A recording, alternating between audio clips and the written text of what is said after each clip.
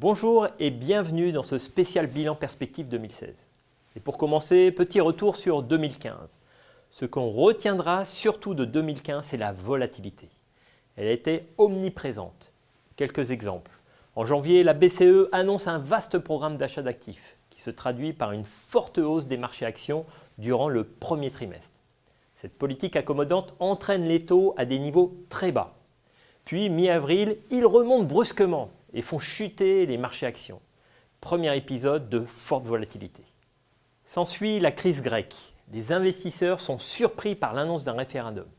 Référendum où les Grecs disent non à l'austérité, ce qui fait passer le pays à deux doigts de la faillite. Et bien sûr, beaucoup de volatilité durant cette période. Les marchés sont à peine remis que les Chinois dévaluent brusquement leur monnaie. Plusieurs fois même. Le choc est rude car beaucoup pensent que c'est lié à un problème de croissance. Pourquoi? Eh bien parce que si la Chine ralentit trop et trop vite, ce n'est pas bon pour la croissance mondiale. S'ensuit une forte chute des actions avec un point bas le 24 août. Autre fait marquant de 2015, la chute des prix des matières premières et notamment du pétrole. Et là, les conséquences vont bien au-delà de la baisse des marchés actions. Elle impacte aussi l'inflation, les taux longs et les devises émergentes. À noter aussi l'appréciation du dollar. C'était prévisible vu les stratégies divergentes des banques centrales. Reste que cette hausse explique en grande partie la surperformance des actions européennes sur les indices américains.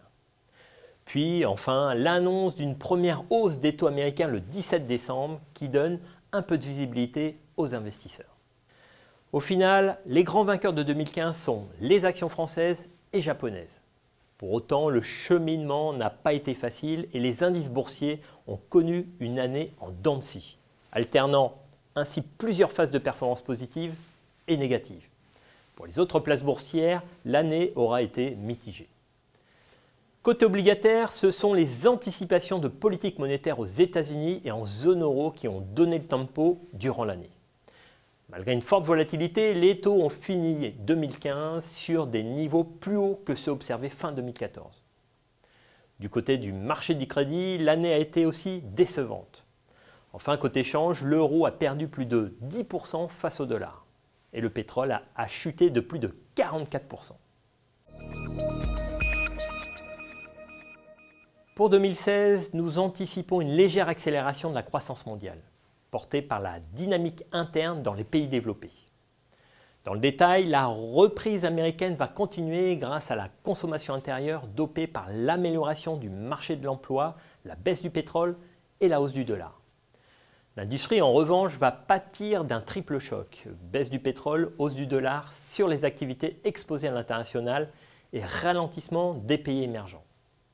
La Fed devrait donc agir avec prudence et limiter ses interventions en 2016. En zone euro, les facteurs qui ont soutenu la croissance en 2015 vont continuer de jouer positivement en 2016. La baisse des prix du pétrole, la faiblesse de l'euro, la politique monétaire accommodante restent de forts soutiens. Les politiques d'austérité vont s'atténuer et la consommation devrait être le principal contributeur de la croissance. Côté émergent, le fossé s'est creusé en 2015 entre exportateurs et importateurs de matières premières. Les exportateurs, comme la Russie et le Brésil, ont vu leur monnaie se déprécier et pour certains dans un environnement géopolitique complexe. En 2016, les tensions vont rester élevées dans tous les pays où les marges de manœuvre monétaires et budgétaires sont limitées. Dans les pays importateurs, les banques centrales devraient rester accommodantes. Pour la Chine, nous pensons que le ralentissement restera maîtrisé.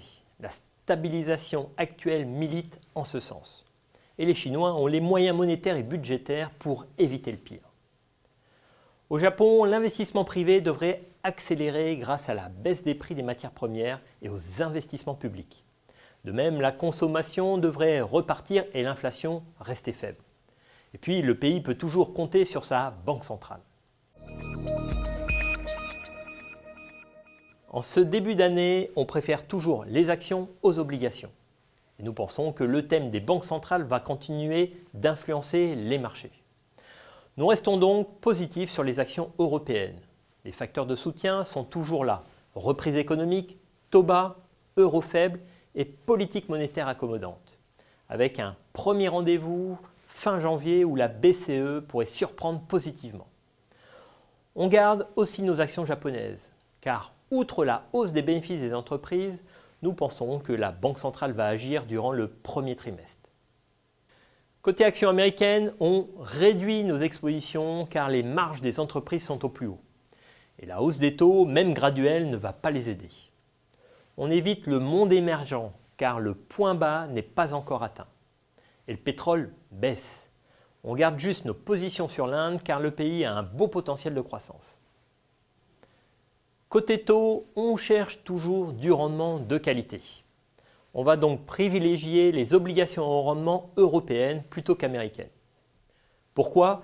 Eh bien parce que le segment du haut rendement américain est trop exposé au secteur de l'énergie qui souffre de la chute du prix du pétrole. Côté obligations d'État, on garde pour l'instant nos obligations américaines malgré la stratégie de la Fed. Enfin, côté émergent, on va privilégier les obligations d'État bien notées émises en dollars qui offrent des rendements plus élevés que ceux des pays développés pour la même qualité de crédit. En 2016, le dollar devrait progresser un peu, c'est pourquoi nous gardons une position de diversification. Et comme toujours, je vous invite à respecter les règles d'or qui défilent en bas de l'écran. Voilà, pour en savoir plus, posez vos questions sur l'adresse affichée en bas de l'écran et suivez-nous sur les réseaux sociaux. Merci de nous avoir suivis et très bonne année 2016 à tous.